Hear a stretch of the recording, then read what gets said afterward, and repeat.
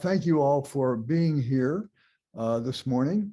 Let me extend to you a warm virtual welcome to the CyberMed webinar on ransomware and other cyber threats to medical systems.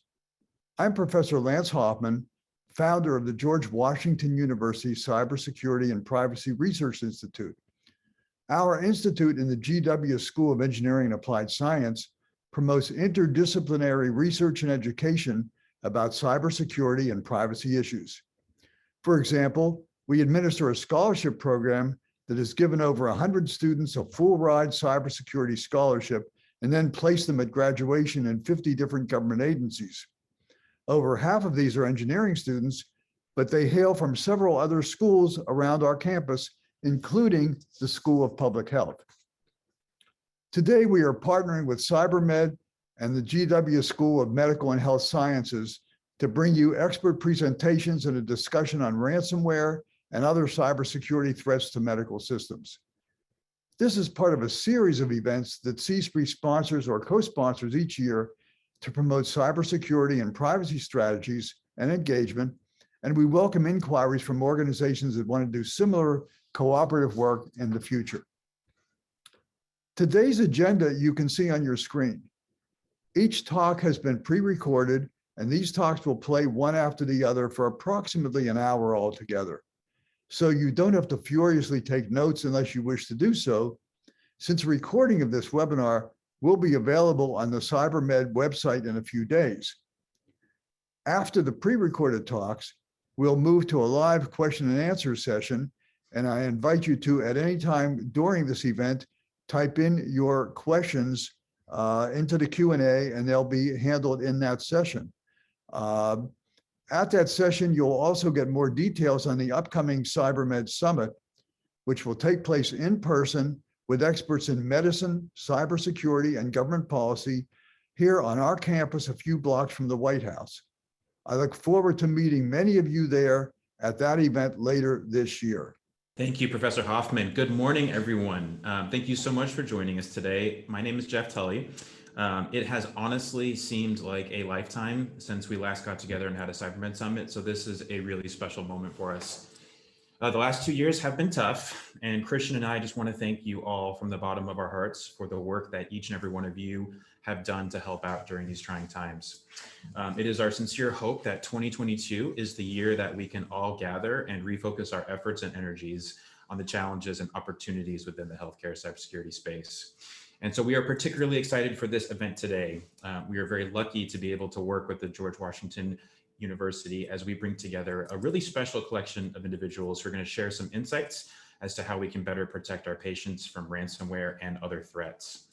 This content is intended to be both introductory, so to give our clinician colleagues, policymakers, students, and even patients a better handle on why this matters, and also to allow for an opportunity for those of us well-versed in this topic to interact directly with our experts and ask their questions. We're about to get started, but before we do, I just wanted to give a couple of quick thank yous. So first and foremost, thank you for taking valuable time out of your day to join us. We are really grateful that you're here. Second, we are so thankful for our speakers for sharing their time and expertise. And I also want to thank Professor Hoffman and Dr. Sullivan and Seltzer from George Washington. They've been wonderful partners. From the CyberMed side of things, thank you to Panda, Mackie, and Bo for all the behind the scenes work to make this event possible. And an extra special, could not do this without you, shout out and thanks to soon to be Dr. Adam Monday, a phenomenal med student who has really stepped up beyond all expectation and is quite literally running the show. I'm excited, let's get ready to go.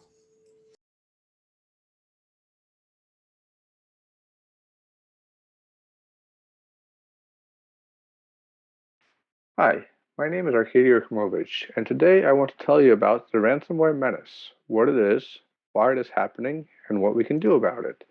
So first, let me start by telling you what is ransomware. So a definition that I particularly like says that ransomware is a subset of malware that's designed to restrict access to a system or data until a requested ransom amount from the attacker is satisfied. And the key words in this definition are malware. So it's important to remember that ransomware is a type of malware, specifically malicious software. And the goal of ransomware, the way it works, is by restricting access either to a system or to some data, And the main purpose of ransomware, why it exists, and what criminals try to do with it, is to actually, receive a ransom or to get payment to to give back this restricted access. So how does ransomware work? Well, in general, ransomware consists of the following four steps.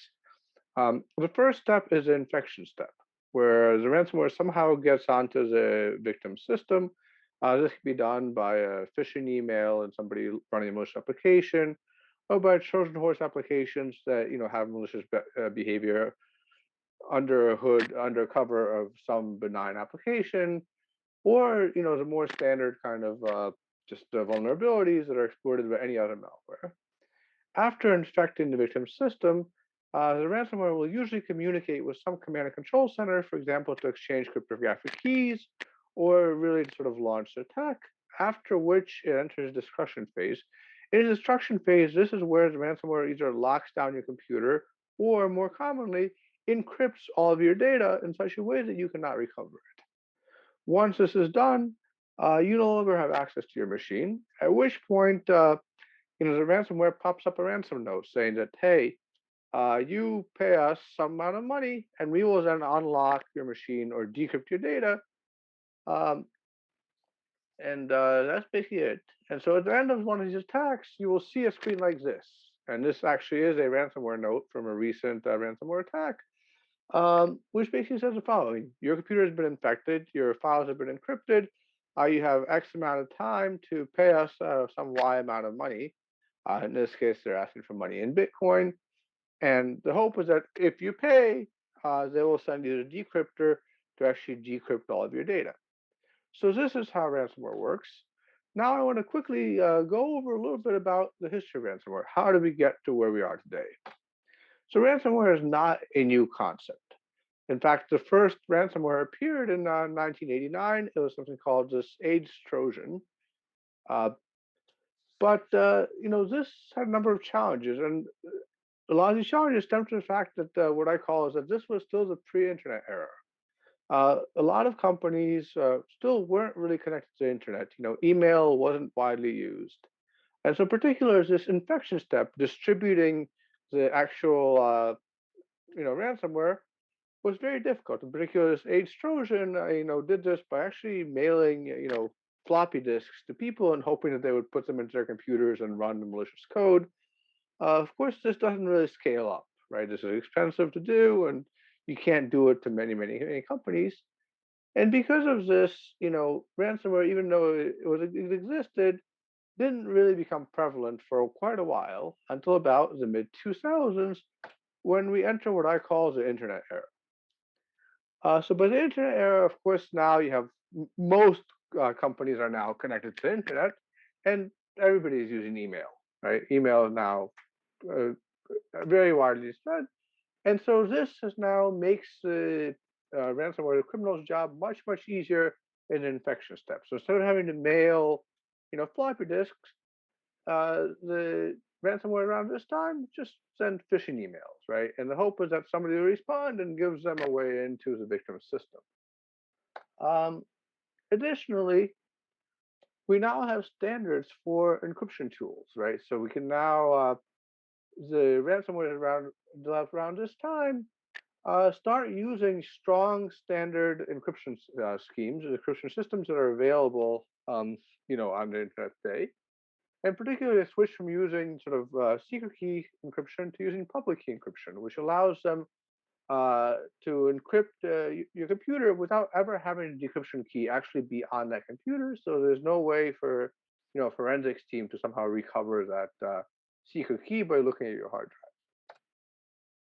drive. But there's still a challenge in this internet era, which is how do these companies get the ransom, right? How do they pay the ransom to the criminals? The problem, of course, is that the criminals don't want to identify themselves, and they really want some way of doing anonymous payment. And so the next big breakthrough for ransomware came around 2009 with the introduction of Bitcoin. So Bitcoin is a decentralized cryptocurrency that allows pseudonymous payments. And the ransomware criminals quickly realized that this was their gold mine. This was their way of enabling companies to pay them without having to tell them who they are or setting up some sort of anonymous bank account that the companies had to pay through. And so this really sort of led to the modernization of ransomware. Was the first one, sort of CryptoLocker being one of the first ransomwares that demanded their payments in Bitcoin, and now almost all of them do. And of course, also by this point, our ransomware sort of have matured a little bit and now use strong standardized public key encryption.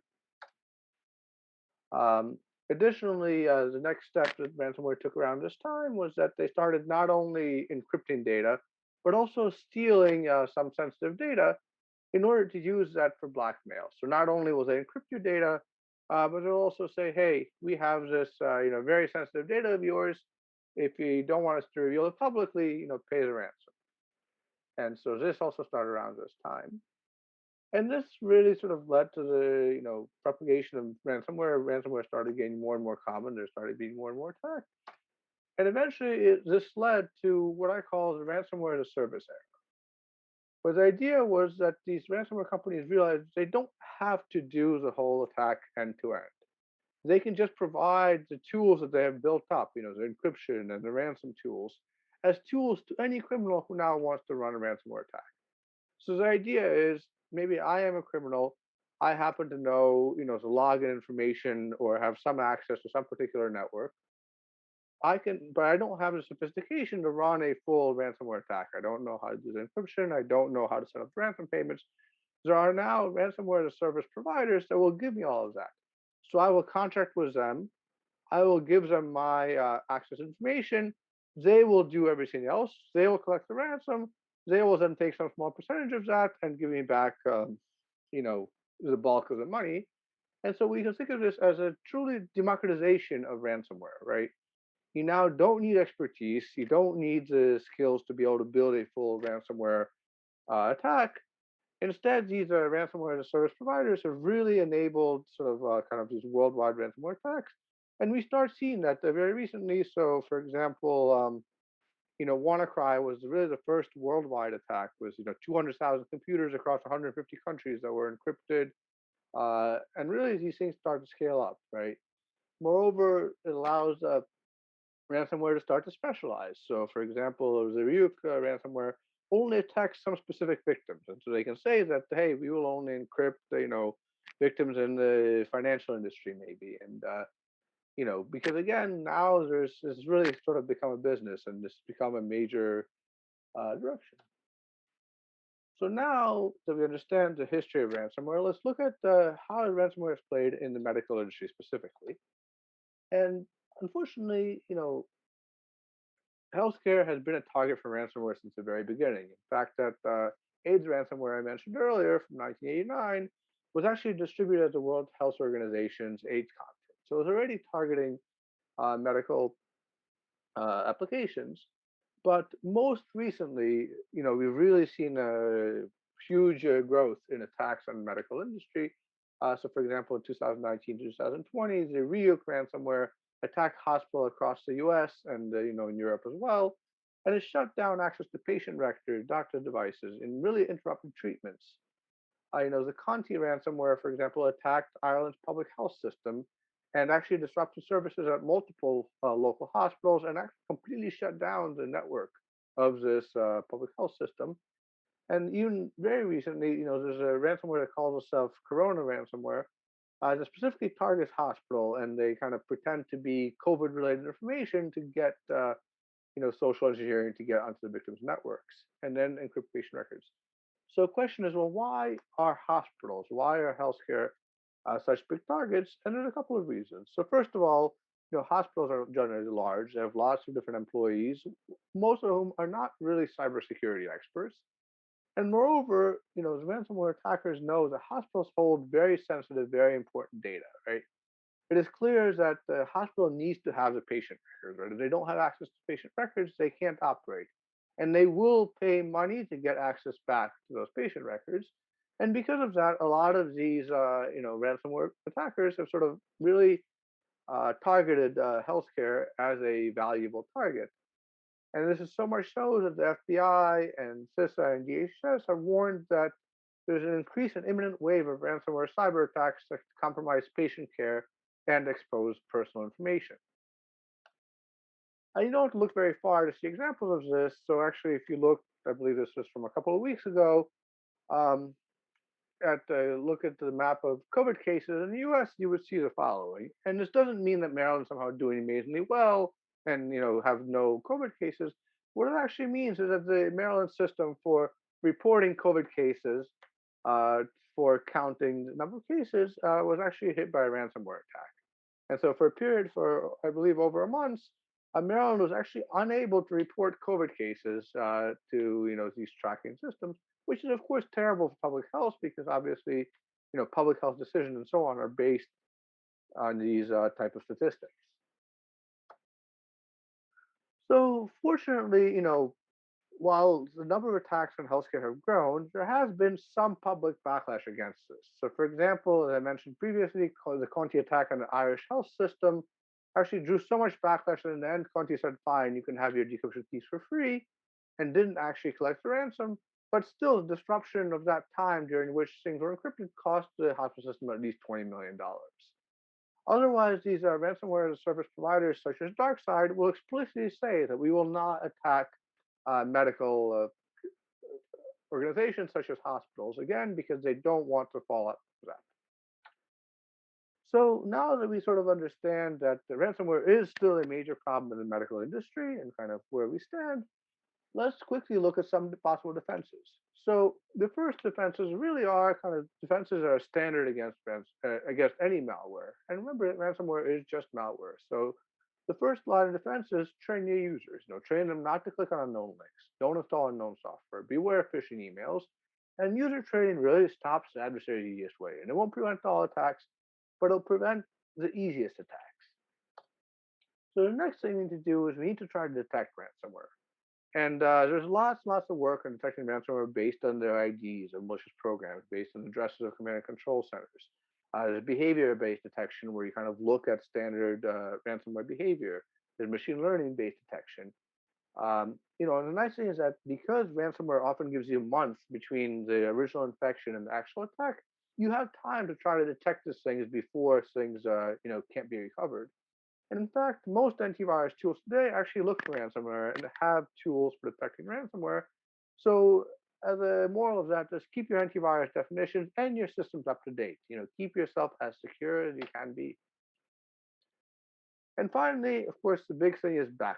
Make sure you have your critical data backed up to enable recovery in case your data is encrypted. Now, it's important that these backups need to be off network. Because of course, if they're on the network, the attacker will just find them and encrypt them as well. And make sure they're usable, right? So actually test your recovery procedures. Make sure that you can recover from your backups.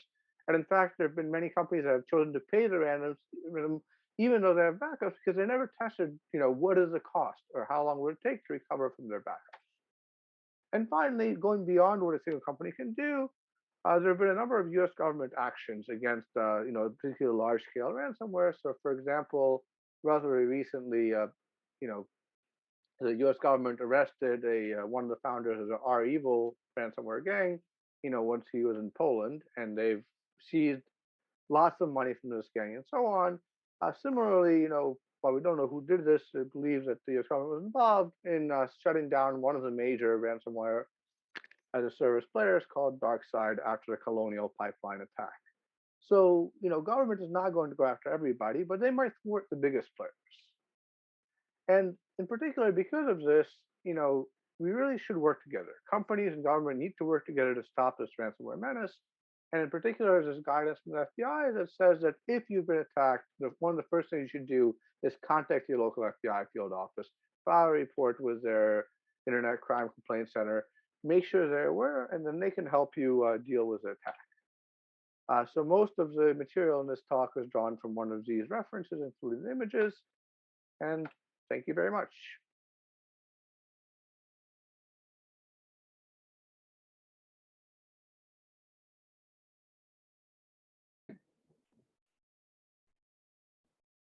Good morning.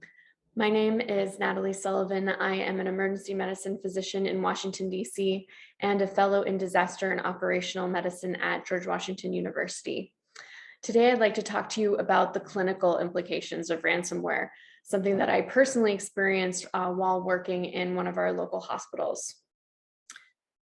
Just to begin, I think a lot of times in the news, when we talk about ransomware attacks on hospital systems, a lot of the focus revolves around patient information exposure. While I completely agree that the exposure of personal and medical information can have grave consequences to the individual, what I'm really focusing on today are more of the direct clinical impacts on morbidity and mortality. To start, I'd like to introduce you to Mrs. Jones. Mrs. Jones is an average patient we may see any day in our emergency department. She's a 71-year-old woman with a history of high blood pressure who was working in her garden earlier today when she started having chest pain.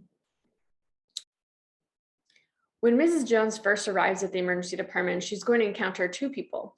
One is a registration person who will enter in her demographic and personal information so that it is part of our computer system and so that she can be billed at a later time. She'll also be met by a triage nurse who will collect some vital signs, do a brief interview about her chest pain, and place in the computer a small note, her information, as well as a sense of the severity of her illness. As soon as she enters that into the computer, it will be available on an electronic board that any staff member in the emergency department can access.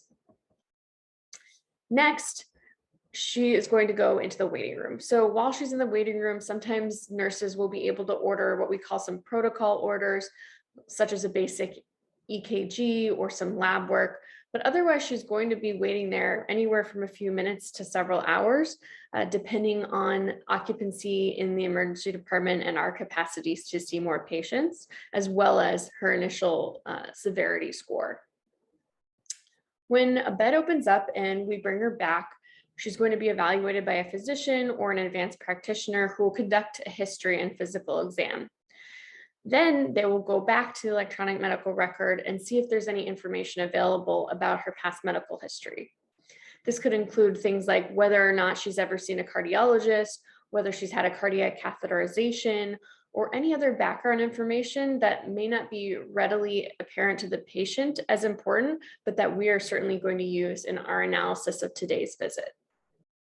Based on our evaluation, she will go on to have blood work, perhaps an EKG, perhaps some radiology to further evaluate her chest pain.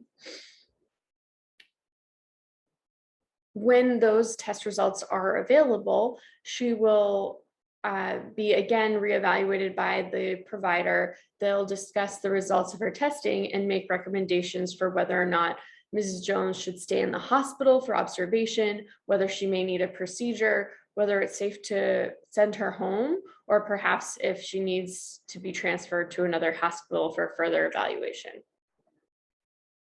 At each step along this pathway, we are going to utilize technology to help Mrs. Jones. Technology in medicine has significantly advanced the standard of care that we have provided and has not only facilitated a more thorough evaluation, but also more efficient evaluation. So starting from the beginning when she's registered and all of her information is instantaneously available on the electronic board, that means that everyone in the emergency department is on the same page regarding where she is at in her care. We all know what her vital signs are, we know what her complaint is, and we will be able to track over time where she is in this process. As I mentioned before, the electronic medical record is not only a place for us to record information, but it's also allowing us to look back on all of her past visits and to provide information to her current and future providers through the chart. It's also the place where we order labs, order radiology, and order medications, and has several built-in checks and balances to prevent medical errors. When we order labs electronically, they instantaneously go to the laboratory. The lab uses electronic machines to conduct the tests, and then as the results are available, they're instantaneously sent back to us. We utilize multiple medical devices in order to monitor Mrs. Jones, but also to administer medications and treatment. Often she'll receive medication using an IV pump that is electronic. She'll also likely be on a cardiac monitor that is going to alarm if she has any abnormal vital signs. All of this allow for us to administer care to her in a safe way, even when we're not in the room. Similar to the lab, when we order radiology, such as Mrs. Jones' chest x-ray, that order is instantaneously going to go through the computer to radiology. A machine is going to take her x-ray, and then any radiologist who has computer access, as well as the ER providers, are going to be able to instantaneously read that imaging. So let's go back to Mrs. Jones and think about what her experience would be like on an abnormal day, a day where the hospital has been attacked by ransomware. As we think about this and go through the different systems that have facilitated Mrs. Jones' care, I want you to think about this concept of various vulnerabilities with variable consequences. All along this pathway, because of the lack of technology, we now have multiple opportunities for error and for delay, and the consequences of those seemingly small vulnerabilities can range anywhere from minor to catastrophic. So when Mrs. Jones comes in this time to triage, the same information is taken down, but rather than being instantaneously available on our electronic board, it is now on a paper chart. And so that information, while obtainable, is only seen by whoever is physically holding her paper chart at any given time. We're not able to monitor who is in the waiting room with what vital signs in real time, and it is an opportunity for things to be missed. Once the provider is able to see the patient, which is often delayed due to the inefficiencies of time and increasing number of patients in the waiting room, there are many additional steps for them to complete their evaluation. Not only do they now have no access to the patient's past medical history beyond what the patient is able to offer, but they also have, instead of 5 steps, now about 10, 15 steps in order to complete all the orders that they want.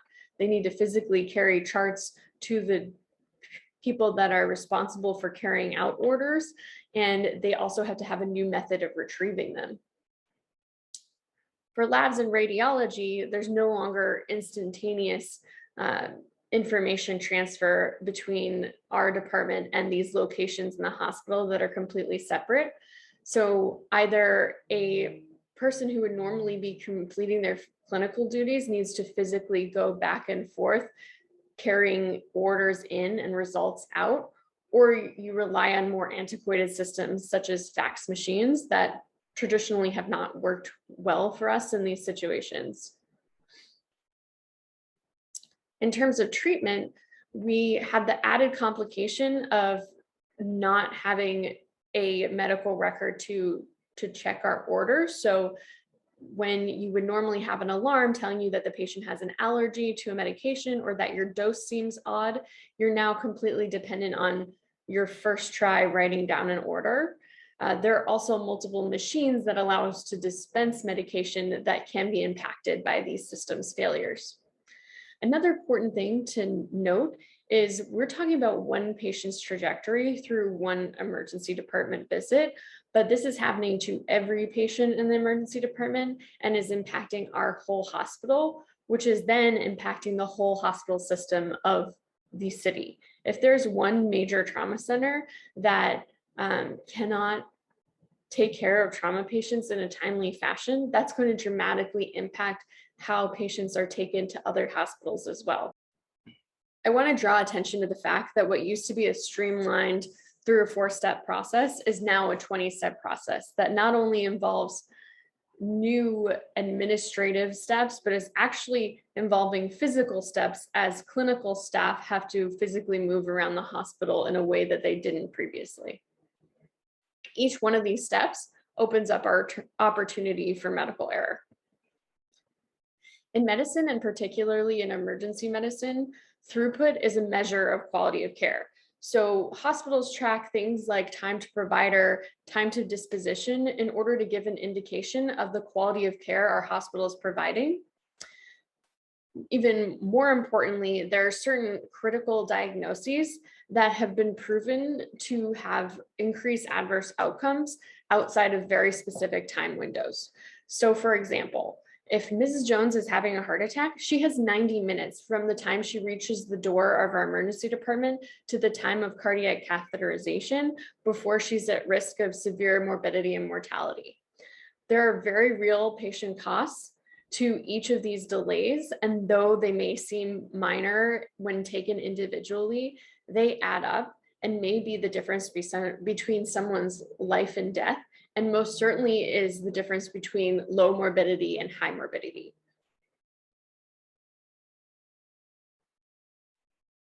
Before the adoption of advanced technology, the flow of patient care was more simple and at any given time consisted mainly of a triangular relationship between the provider, the patient, and a third party. Mrs. Jones' medical care is now a web of interconnection between all of her providers today, those in the past and in the future. However, when struck by a ransomware attack, it can feel as though we're practicing in a fog, especially for those without the institutional memory of paper charting, such as myself. It's a very confusing time if you don't have proper preparation.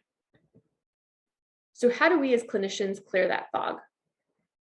We can start with our own cyber hygiene, making sure we're paying attention when we receive hospital training regarding phishing attacks and safe password use. We should be active participants in cybersecurity exercises and be familiar with our downtime procedures. When you're experiencing a cyber attack, should not be the first time that you write your first paper prescription or use a paper chart. By familiarizing ourselves with our role during downtime and the correct patient flow, we can learn to optimize and mitigate risk. To conclude, I hope you'll take home these points. Modern hospital systems rely greatly on technology to deliver an advanced standard of care.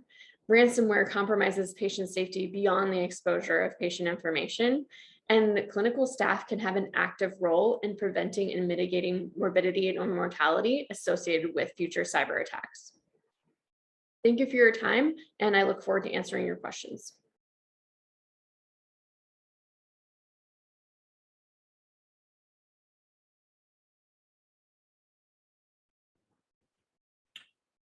Hello, everyone. My name is John Riggi. I'm the National Advisor for Cybersecurity and Risk at the American Hospital Association.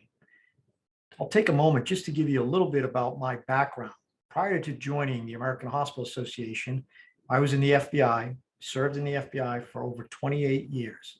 And in my last role at the FBI, I was a senior executive in the cyber division, where my job was to help create mission-critical partnerships with private sector, including healthcare sector. In fact, healthcare sector was one of the primary critical infrastructure sectors we focused on because we understood its importance, its role in preserving public health and safety. Having this role as a national advisor has afforded me the opportunity to have thousands of candid and confidential conversation with hospital leaders around the country. And unfortunately, this role has also afforded me the opportunity to have conversations with hospital leaders from dozens of hospitals and health systems which were victims of ransomware attacks, and understanding some of the vulnerabilities that led to those attacks, some of the best practices that helped in their recovery, and some of the challenges they faced in responding to the attack. It's become quite clear to me, as I've been saying for years, that cyber risk is not just an IT issue. It is an enterprise risk issue. It is a strategic risk issue. And most importantly, it is a risk to patient care and patient safety. When it comes to cybersecurity, we've come to learn that although protecting the privacy and security of patient data is very, very important, it's secondary to actually protecting the patient and ensuring uninterrupted care delivery. Cyber hygiene is as important as medical hygiene to protect the patient. I think we all have a sense that cyber attacks have increased very dramatically over the past couple of years. But how bad is it for healthcare? Is it just our perception, or are we really under siege? One measure of the level of cyber threats we are facing is the number of breaches that have been reported to the Health and Human Services Office of Civil Rights portal. Here, all breaches impacting the privacy or security of protected health information must be reported by any HIPAA-covered entity within 60 days. So I took a look at it this morning, calculating the number of breaches reported in 2021. And what I looked at was just the hacks. So there's a number of categories that are reported to HHS, which also include non-malicious compromise of protected health information, such as when patient data is inadvertently emailed unencrypted to an outside entity. So for the year of 2021, as of this morning, there were 518 hacks reported impacting 42.9 million individuals. So this is out of a total of 45 million individuals being impacted, even from those non-malicious breaches. For comparison, in all of 2020, there were 425 breaches impacting 26.7 million individuals. So even at this reporting point, we are at 160% of the breaches in 2020. And again, I just looked at the external hacks, which have constituted the majority of these breaches that are reported. One of the reasons why hospitals and health systems are being targeted so much is because of the value of protected health information in terms of it being sold on the dark web. Protected health information commands a much higher price than other types of stolen information like credit cards. And one of the reasons for that is that protected health information has enduring value. Unlike a credit card number, which can be canceled and reissued, you can't cancel your diagnosis. You can't cancel your x-ray and have a new one reissued. So it has enduring value for the bad guys. But we also have personally identifiable information, we have payment information, and we have medical research and innovation. So all these data sets are uniquely valuable to cyber criminals for them to steal and monetize. When you put them all together, they become exponentially valuable. But one of the main cyber risks that we are most concerned with are high impact ransomware attacks, resulting in a local, regional, or statewide disruption of care delivery and risk to patient safety. We have seen an exponential increase in ransomware attacks since the pandemic, interrupting and delaying urgent care delivery, including emergency care. Why is this happening? In response to the pandemic, hospitals rapidly deployed and expanded network connected and internet connected technologies to accommodate the surge of COVID patients and a remote administrative workforce. So what this did, it create many more opportunities for bad guys, foreign-based cyber criminals to penetrate our networks. It's what we call an expanded attack surface. And the bad guys that I'm referring to are international organized crime groups, primarily based in non-cooperative foreign jurisdictions, primarily Russia, and nation-state foreign intelligence services belonging to the states of Russia, China, Iran, and North Korea. So when we talk about risk exposure to ransomware attacks, it's not only through attacks being conducted, targeted directly at the hospitals and health systems. Hospitals and health systems are being exposed to ransomware attacks and cyber risk through third-party relationships that they have. For instance, we're all aware of the Kronos attack, which recently occurred. So they were a mission-critical third-party provider for many hospitals and health systems across the US. And although hospitals were not directly targeted in that ransomware attack impacting Kronos, hospital and health system services, administrative services, were disrupted in relation to scheduling, timekeeping, and payroll, which certainly could have an indirect impact to care delivery functions. But again, the most serious risk that we're concerned about through ransomware and other cyber attacks are risks to patient safety, which may result in emergency departments being shut down and ambulances being placed on full divert, so thereby causing a delay of emergency treatment. We've seen trauma centers availability limited and resulting in a regional impact. Telemetry systems becoming inoperable, radiology, imaging, PACS systems being down. Of course, if the electronic medical record is not accessible during a ransomware attack, that creates other issues and potential care delivery and safety issues. For instance, in terms of identifying drug allergies or interactions, or unknown courses of treatment, which result in a delay in rendering care. Again, those labs results unavailable. We've seen surgeries being canceled, and of course, admissions, discharge, and transfers being affected as well. We've even seen that the drug cabinet systems are down, home telemetry disrupted. There is another effect, is what I refer to as the ransomware blast radius. So other providers who may depend upon the victim hospital for an emergency department, electronic medical record, labs, imaging, cancer treatment. So those entities which depend upon the victim of ransomware for those services also suffer some type of repercussion or ramification from the ransomware attack on the main victim. Again, that ransomware blast radius. So we've also seen, as a result of ransomware attacks, a complete loss of all network and internet connected operational, informational, and medical technology, including even the downtime computers, which are present in many organizations, which were thought to be able to be relied upon during a ransomware attack, were not available, because those downtime computers do periodically connect to the network for update, and the ransomware is able to locate those computers and encrypt them as well.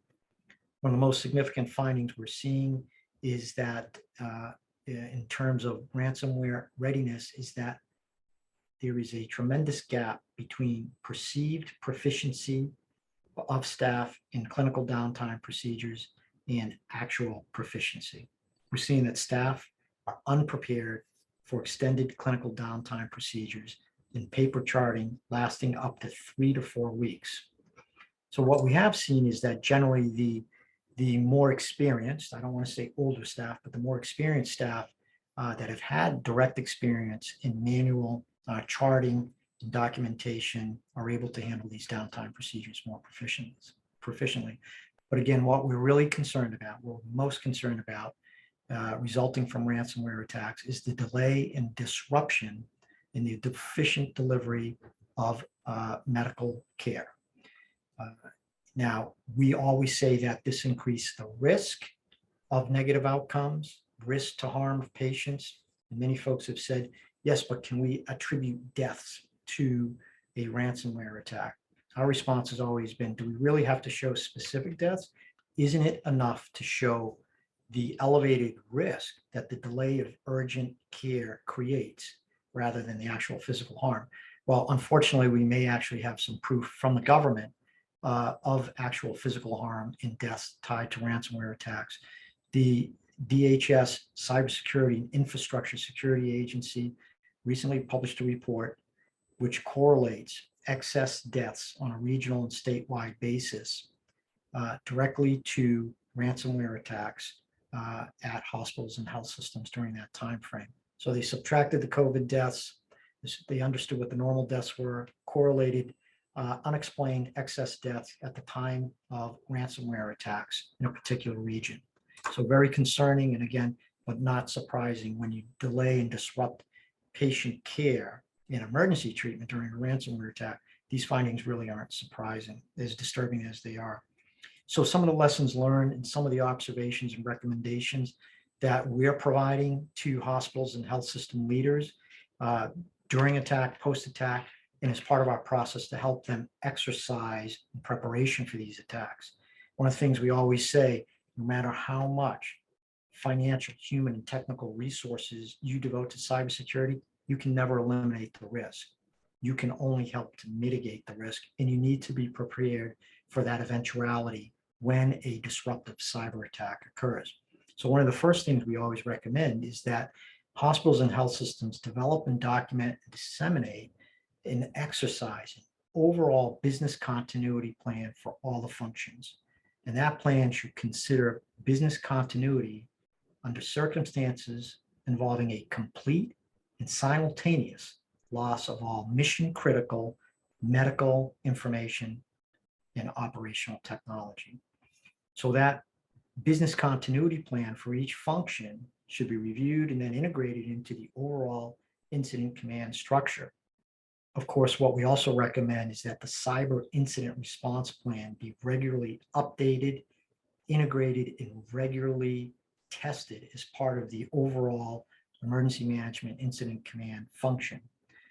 We also recommend that staff themselves are continuously and appropriately sensitized as to the nature of IT incidents and how to report those as soon as they discover them, because that might be what the activity they're seeing might be a precursor to a potential ransomware attack when the bad guys are doing what we call a reconnaissance or a probing of the network.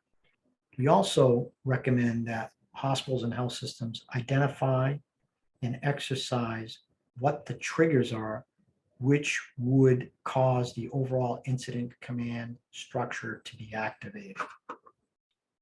So when developing in the cyber incident response plan, we talk about developing a phased approach which helps bolster readiness, response, resiliency, and recovery. It's the 4R concept.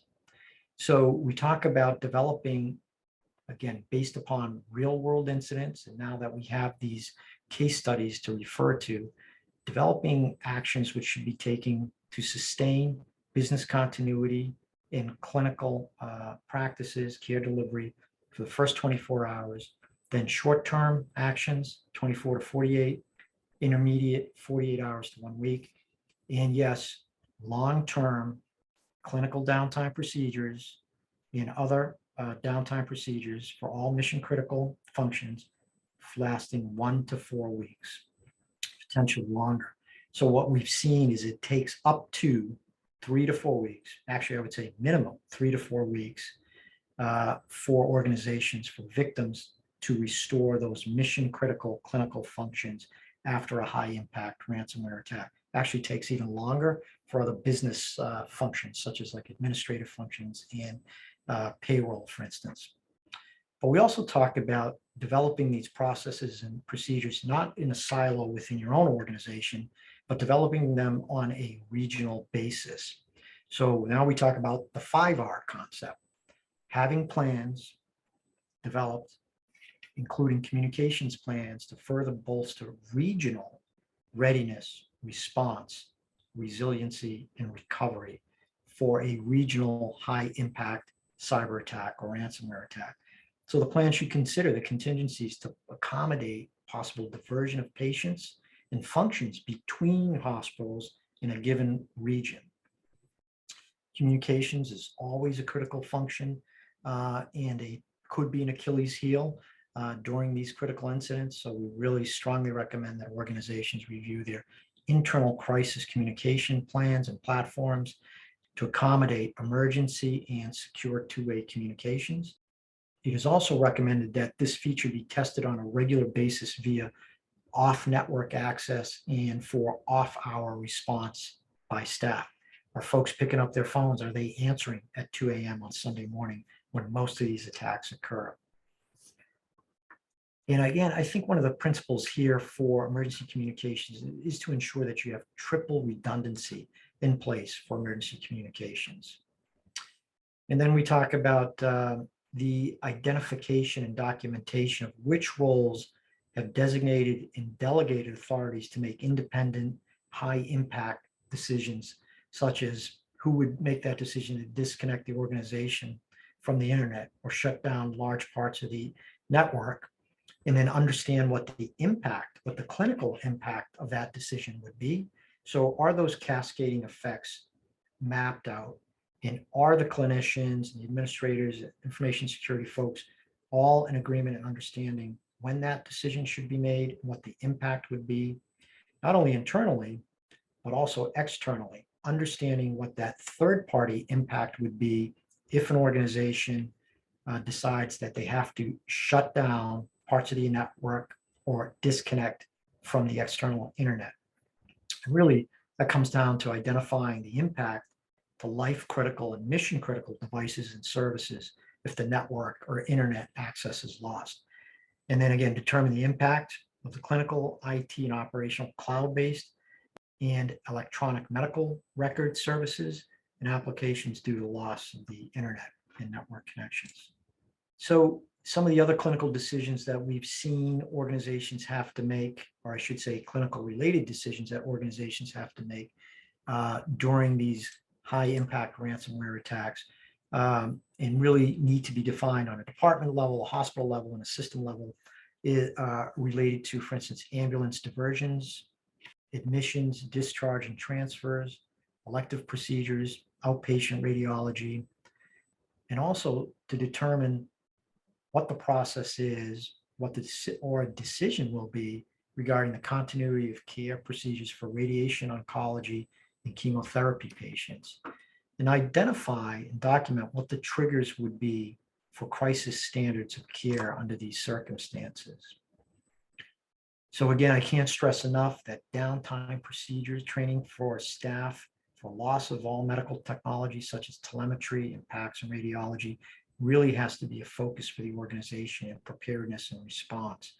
And not only training for downtime procedures during off hours, which is the point that which most of these downtime procedures testing is occurring, we're finding, but really to test even during peak hours and on the day shift.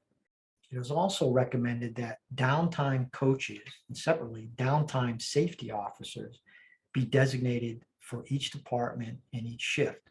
Because what we're finding is that it's almost impossible to train every new staff member to a very proficient level in downtime procedures. So maybe it's best to have a coach who's present on each shift that can help manage the downtime procedures during an emergency. And those downtime safety officers also be present, separate role, since you're going to lose those built-in safety procedures in the electronic medical record, such as the EMR automatically flags drug allergies, drug interactions, and prescribes courses of treatment. That's why it's best to have that second set of eyes as a measure of safety, patient safety. We've also found that once there is a loss of medical technology, that technology has to be replaced with staff, with humans. But of course, where are the schedules and the contact numbers? Often they are electronically maintained, so which creates another cascading crisis. How do we reach our personnel when we need a staffing surge? For that matter, how do we track all the patients that we have? What is the patient census? So we recommend that paper copies for all the staff shift schedules, staff contact numbers, patient census be available and accessible for each shift in the department. Based upon our experience and what we've seen during these ransomware incidents, is that we recommend that organizations also develop a ransomware or cyber incident communication strategy that has in place internal and external communication templates, including social media templates, to distinguish and harmonize communications for staff, patients, and the general public, including federal and state regulators. And really, the organization should determine the general cadence of communications and identify who will be the public face of the organization during such a crisis. Also, what we have found is that there is an immediate need to identify mission critical third parties, including cloud and technology providers, and determine their clinical, operational, and informational technology impact if you're struck with ransomware or if they are struck with ransomware. What services become unavailable? Again, what is the impact to patient care delivery? Again, and develop those business continuity plans for impacted function based upon a loss of third-party mission-critical services. I think what we'll stop there for now, because that is a lot of information, but kind of gives you an overview of some of the type of cascading effects and issues which will arise as a result of a high-impact ransomware attack. So before I conclude on this portion, I'd like to thank all of you for allowing me the opportunity to speak to you today, and thank you for all you've done during the pandemic and now to care for our patients at great personal risk and sacrifice. Up next is Dr. Kevin Fu, Acting Director, Medical Device Cybersecurity at the Food and Drug Administration. He will give an overview of current FDA efforts regarding securing medical devices and making them more resilient against ransomware attacks. I'd like to thank Christian and Jeff for inviting me to brief this community. I am Kevin Fu, the Acting Director of Medical Device Cybersecurity at the U.S. Food and Drug Administration in the Center for Devices and Radiological Health. Today, I'm going to tell you a little bit about activities going on at FDA to ensure cybersecurity of medical devices so that devices remain safe and effective. First, a couple fact-sharing slides. FDA has found some medical devices not to be approvable or cleared for the US market based on cybersecurity concerns alone. And the reason for that is because we consider cybersecurity as a key part of safety.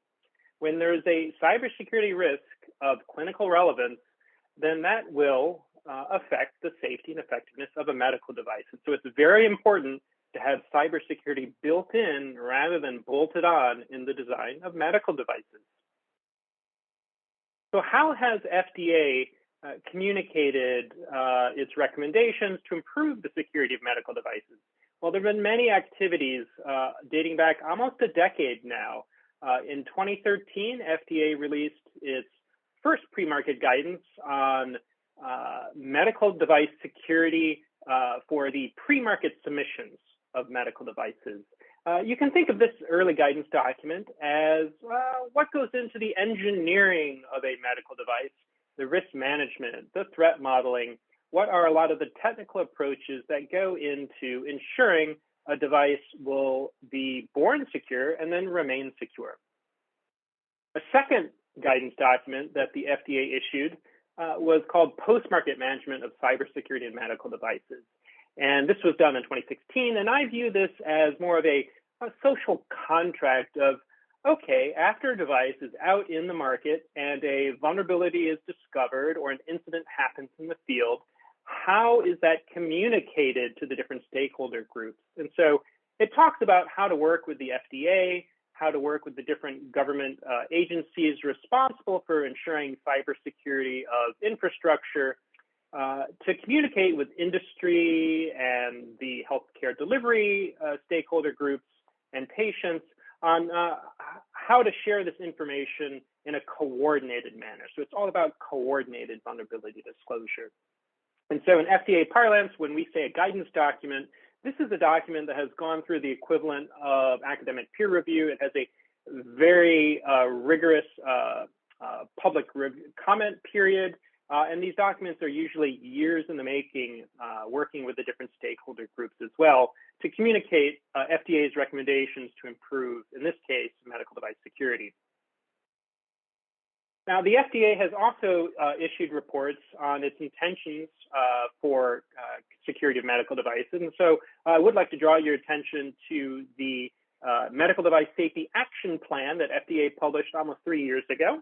And in this document, FDA mentions how it plans to consider new pre-market authorities to require firms to work on things such as a software bill of materials, making sure that the medical devices can patch security vulnerabilities.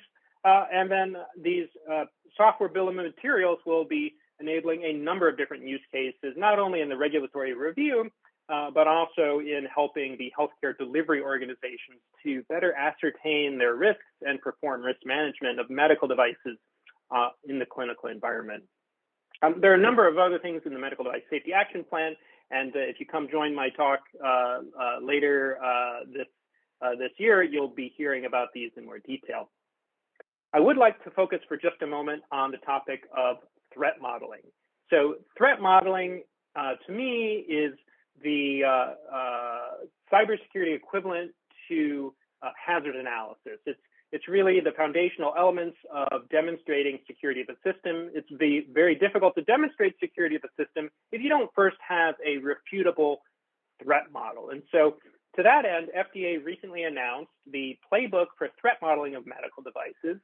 that was written by MITRE and MDIC, and you can download that guidance, that playbook from the URL here, or if you just search online for playbook for threat modeling medical devices. I'll just highlight a couple things about threat modeling. And again, feel free to come to my talk later this year if you'd like more detail. But threat models bring, in my view, better engineering and science. And so we can get away from sort of gut judgment assessments of, hey, I feel my device is secure, to actually providing evidence of that security in a refutable manner, such that a reviewer can either agree or disagree with a manufacturer's assessment. So long gone are the days where a manufacturer can say something like, well, we've never been attacked, so we don't need to worry. That's not science and it's not refutable. And we're moving much toward a world where medical devices have to withstand hostile networks, because malware gets into networks, whether they're connected to the internet directly or indirectly, malware eventually gets in. And so it's important to have refutable threat models. Let me also say that regulatory authorities across the world are working hard to ensure more harmony across our different borders, so that manufacturers can have more consistency to expectations from the different regulatory jurisdictions. And so the IMDRF had released a document about the total product life cycle. They also have a very active group on legacy device issues. A legacy device, a legacy medical device, is one that is not only insecure, but is effectively insecurable because of the difficulty of being able to apply patches. As the environment changes, these medical devices develop security vulnerabilities that are extremely difficult to control. And so the IMDRF has been working on how to tame the beast of these legacy medical devices that are extremely difficult to secure. The IMDRF is also active right now as we speak on something called software bills of material.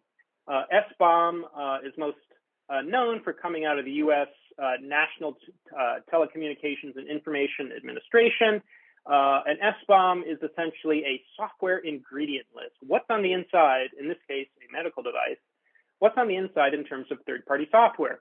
And the reason for this is similar to why you would expect a nutrient label on food you purchase at the grocery store, and that is the consumer, and often in this case, either a health delivery organization or a patient, can better know what risks they're taking, and they can also better know what kinds of controls they may need to put in place for residual risk. And so this is a initiative that was announced many years ago in our medical device safety action plan, where software bill of materials is front and center in FDA strategy to improve the security of medical devices. You'll be seeing much more of this. And again, the IMDRF is working on its documents so that there will be more consensus and consistency across the different jurisdictions of the world. But SBOM is here to stay. And the real question is, what shape is it going to take form over the coming years as we slowly grow into the customs of expecting SBOM? Let me also draw your attention to the Joint Security Plan that was published by the Healthcare and Public Health Sector Coordinating Council, also known as the HSCC in the United States. The Joint Security Plan is effectively a framework or a template, especially if you're a manufacturer on, let's say you don't have a cybersecurity program for your product development. What are some of the essential elements? So that you don't have to reinvent the wheel, the Joint Security Plan gives you a good baseline starting point to develop the plan that makes sense for your organization. In the software engineering world, we often refer to this as a security development lifecycle. Here, the Joint Security Plan is a total product lifecycle reference guide as far as the cybersecurity elements go. Everything from beginning with the design of these medical devices to understanding when to assess the maturity such that the device may need to be removed from the market because of risks that cannot be controlled. Let me also give a little advertisement here. I am moderating a seminar series at the UC San Francisco Stanford CERCI FDA Distinguished Speaker Series cybersecurity for biomedical engineering. Many of the talks are already online on YouTube. You can look at the URL down here below at farm.ucsf.edu/CERSI/cybersecurity. And every third Thursday, we will have a talk by a distinguished member of the security and privacy research community from academia, and trying to help integrate many of these principles to the biomedical engineering world so that biomedical engineers can better understand how to integrate the teachings and principles of security into product development pedagogy. So thank you again, and I hope you'll come to the full summit, and I hope you enjoy the rest of today's session. Thank you very much.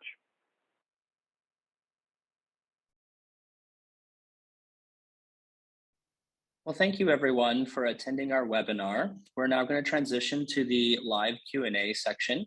We see that there are some questions forming in the Q&A. I would encourage you to type your questions into that function if it's the bottom of your screen. What we'd like to do now is to invite the rest of our panelists from the guest room while we're connecting right here and transition to our first question. I'm going to go ahead and cue Jeff. All right, so we're going to start with Dr. Sullivan here. Dr. Sullivan, you have firsthand experience in caring for patients during a ransomware attack.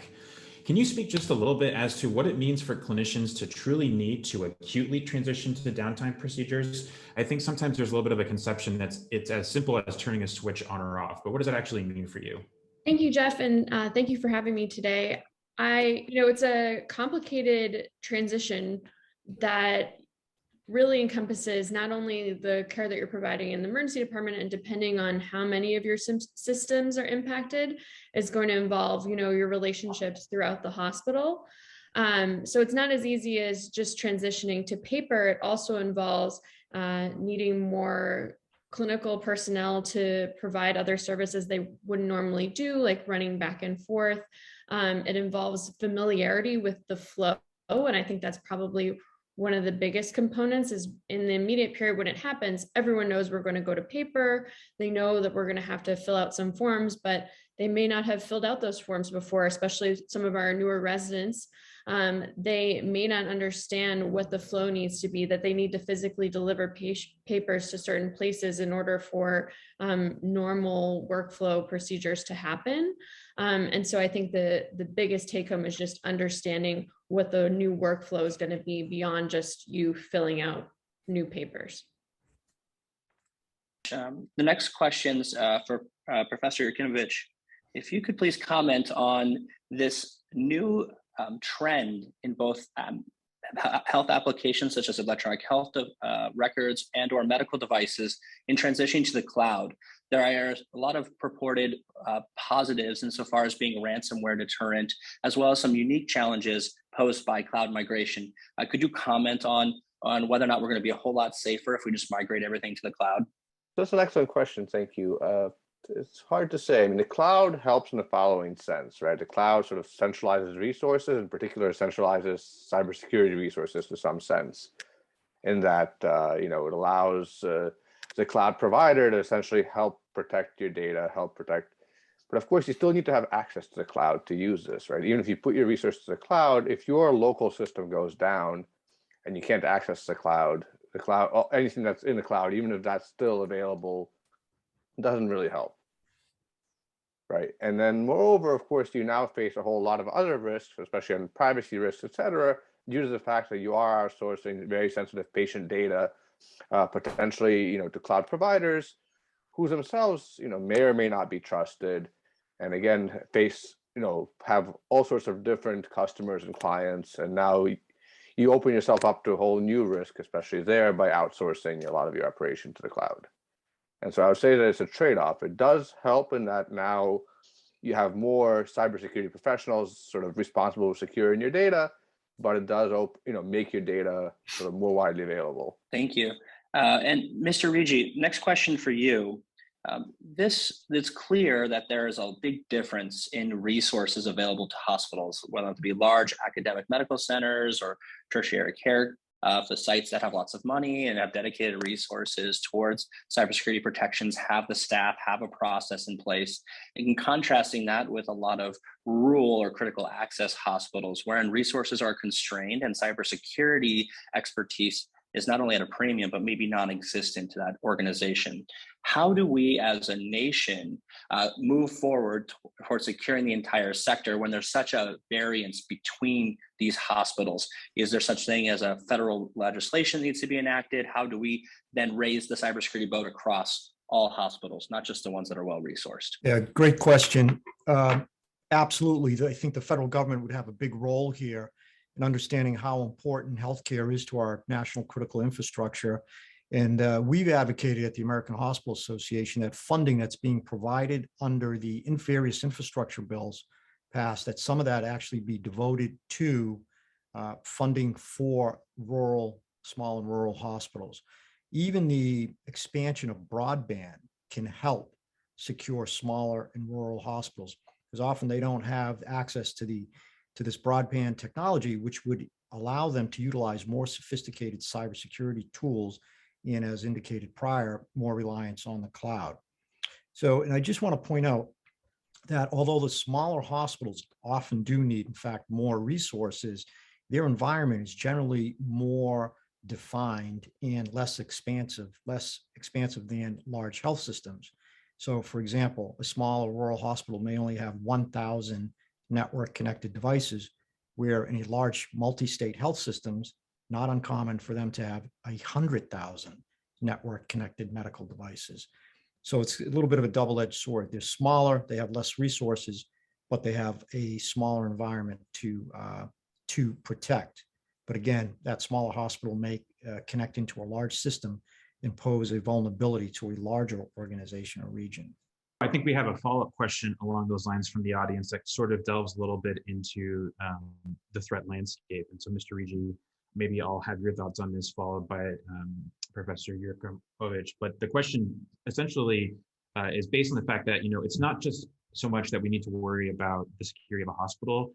A hospital has a business relationship with up to hundreds of vendors, in which a lot of really sensitive data services are being used in order to maintain their operations. So, have we seen evidence that some of these third parties can be targets for ransomware as a way to sort of potentially affect multiple hospitals or target hospitals themselves? Your thoughts on that? Yeah, absolutely. I think, as I discussed even in my talk, that we have seen mission critical for hospitals, mission critical service providers being targeted directly by the bad guys, our cyber adversaries, because they understand how our field and sector works. For example, there was an organization known as Electa, which provided software to run linear accelerators in many hospitals across the nation. They became a victim of a ransomware attack, which ultimately disrupted and delayed radiation oncology for patients across the nation. So they knew there would be this urgency for that organization to pay the ransom because people's radiation treatment depended upon it.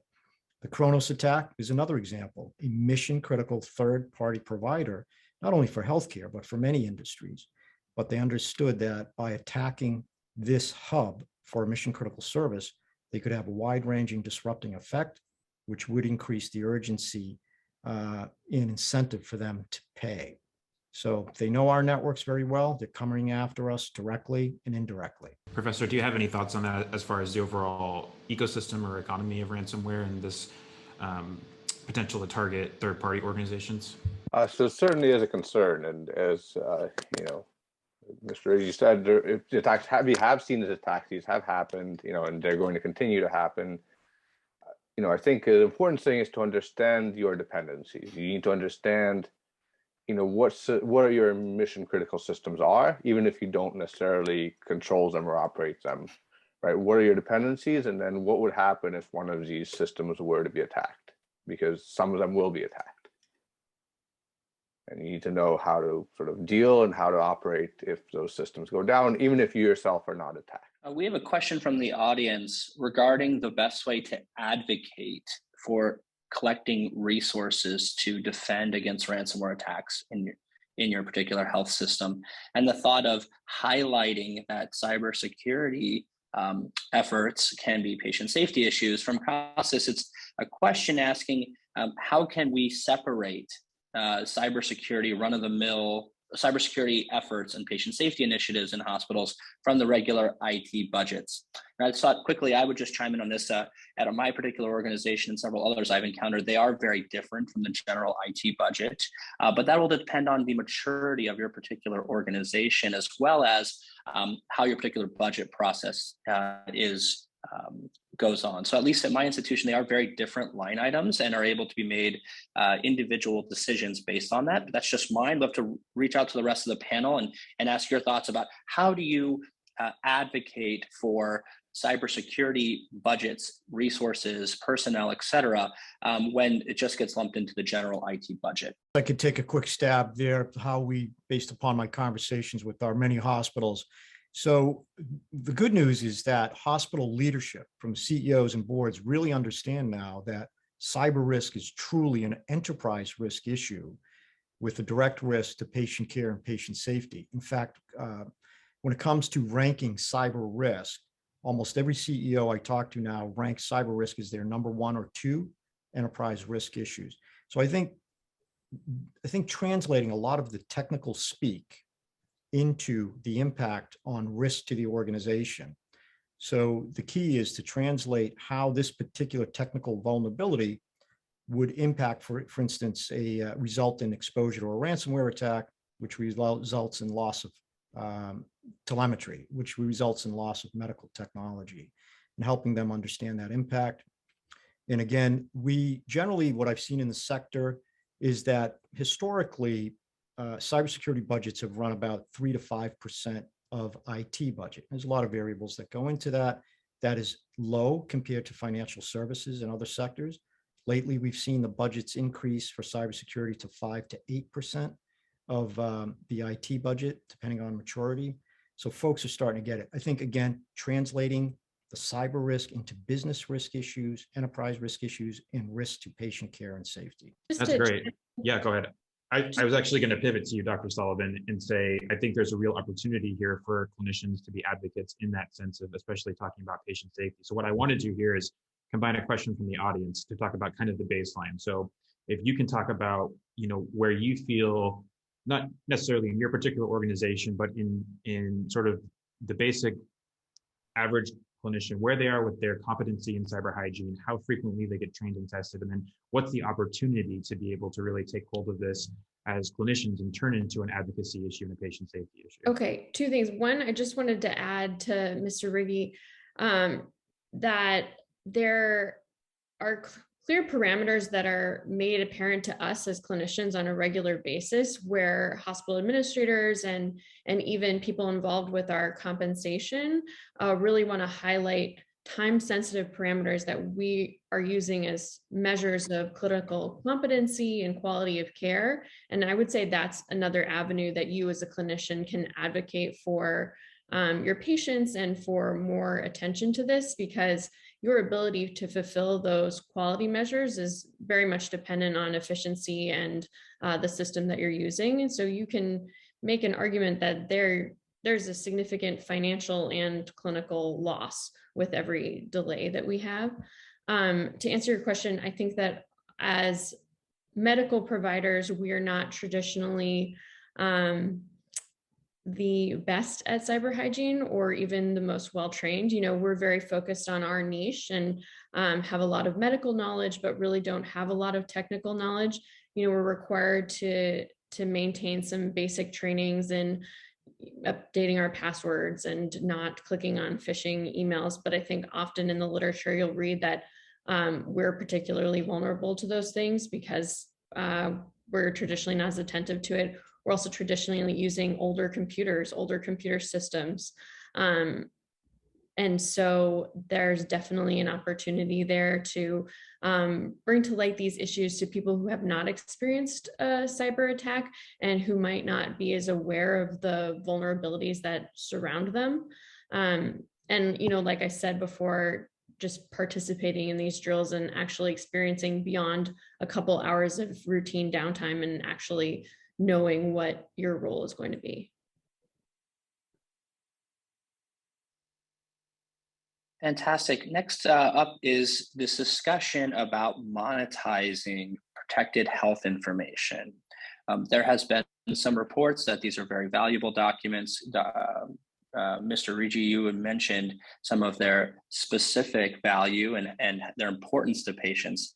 Greg Garcia asks, what are the examples of hacker groups monetizing this? And how are they exactly doing this? Is this through identity theft? Is it through CMS fraud? Do we have evidence of how they are actually taking these records and making money? Sure. Happy to answer that. We've seen over and over from my time at the FBI to present where that health data and the personally identifiable information that goes along with it are used to conduct healthcare fraud, false billing, so forth, pretty rampant. But also the identity is used to create other types of financial crimes, to enable other types of financial crimes, starting with the stolen identity. Lines of credit, loans, mortgages, credit cards can then be applied once you have that identity as well. And then, of course, the information is valuable to foreign hostile nation state intelligence services as well. There may be a particular target of intelligence value for an adversarial nation state. They want to know what the physical and mental condition of that individual is. Plus, there's other data points on those records, such as emails, phone numbers, family members, all that have great intelligence value for these hostile intelligence services. So there's value for the bad guys, criminal bad guys, and for hostile nation state spies as well. All right, so we are coming close to the half-hour mark, and so we want to be very respectful of everyone's time. We're going to continue to ask a couple more questions here, but please know that what I will do is anybody who asks a question in the Q&A and we aren't able to touch on it in some sense, I will try and circle back with our speakers and then get a response to that we will post on the website along with this webinar. So there's a really good question that Mr. Riggi, I'd like to come back to you then and then sort of open it up, but this question was directed to you in particular, saying, what role does the AHA and other healthcare advocacy organizations and associations play in sort of advocating or changing policy for legislation around cybersecurity requirements and mitigation policies? I agree with this questioner, and then I think there's really an opportunity for us to bring healthcare to the forefront of these very important policy conversations going on with cybersecurity. Well, we assist on a number of fronts. The AHA is a trade association. We have a very strong advocacy arm and policy arm as well.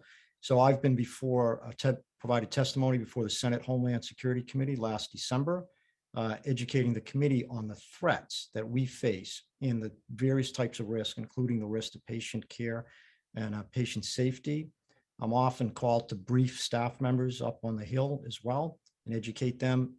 And part of my activity, really a large part, is to deal with my former colleagues at the FBI and across government agencies to ensure that they understand the threat that we're facing and that they provide resources and appropriate response to the field, not just for hospitals and health systems, but for all of healthcare as well.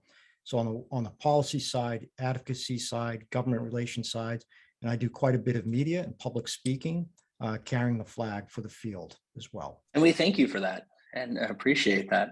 Next question for Dr. Sullivan. We're going to combine two questions from the audience.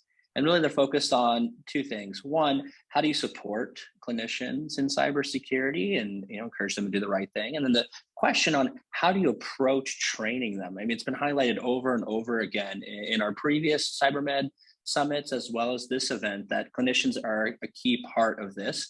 And the question is, how do you balance dealing with a pandemic, dealing with burnout, dealing with all sorts of other things outside of cybersecurity, and then also taking the time to teach clinicians? Do you have any suggestions for how we could do that and then also support our clinicians at the same time? Absolutely. So to start, obviously the pandemic has been an enormous strain on the way that we practice, but experiencing 3 weeks of downtime is exponentially worse. So it's always to our benefit to prepare. I would say that the best way to do that is to integrate it into their practice. And so we actually do routine downtime as part of a normal systems operations. And so in the past, that was, a couple hours. Usually it occurs at a time when we have less patient volume. We certainly couldn't be doing it in the current climate during the day. But it's definitely an opportunity to practice in real time those flows, those forms, and patient care that you're going to need to do in a ransomware attack. Yes, it's not going to be as painful or as realistic as an entire day, but even if you practice these flows for a few hours at a time over the course of several months so that you capture your whole workforce, you're certainly going to be able to better mitigate risk when it really happens. I totally have experienced and understand the strain that healthcare providers are currently under and the burnout, but there are ways to integrate it into what you're already paying them to do and what they're already doing to prepare them without overburdening them. Well, fantastic. We're going to go ahead and apologies for the unanswered questions that Jeff mentioned. We will circle back with our speakers, get those answers, post them on the CyberMed website. And for everyone that came today, this session, the videos and the Q&A will be placed on the website for everyone to view afterwards, of course. We're going to transition now into the last just closing slide here. And I want to say thank you from the bottom of our hearts to all of our speakers and attendees today. That this was an amazing event, and we appreciate all their expertise and are excited to move on to a new announcement. Through our partnership with George Washington University and the desire to have an event on the East Coast, which is more policy focused, we'd like to announce an event that'll occur on April 14th. Now, this is, of course, COVID permitting, variants and whatnot, but we will likely be having an event at George Washington University in person and more of a policy-focused CyberMed Summit. And we're excited for those of you to come and meet us in person if you should so desire and if we're allowed to. Questions can be directed to the CyberMed website and our social media accounts. Again, thank everyone for coming today, and we want to wish you a fantastic day. Look forward to seeing you all in person. Stay safe, everyone. Thanks so much.